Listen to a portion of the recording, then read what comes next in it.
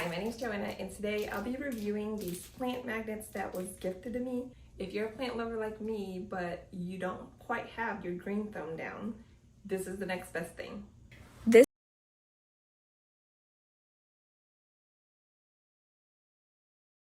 got Monstera, rubber tree, ZZ plant, and even some hanging plant styles. It's basically a mini jungle for your fridge. The quality feels really nice and sturdy. These are not just flimsy stickers, they have a solid magnetic backing that actually holds things up. The size is about 2 by 2.5 inches, which makes them big enough to stand out but not too bulky. And these are surprisingly strong. These can hold up a photo, a note, or even a recipe card, and they stay in place without sliding. No more worrying about weak magnets that can't hold anything. One of the things I love is that these work on any metal surface, so not just fridges. You can put them on whiteboards, lockers, your washing machine, or even metal shelves in an office or classroom. It's a great way to add some greenery anywhere. If you're worried about them leaving marks or residues, don't be.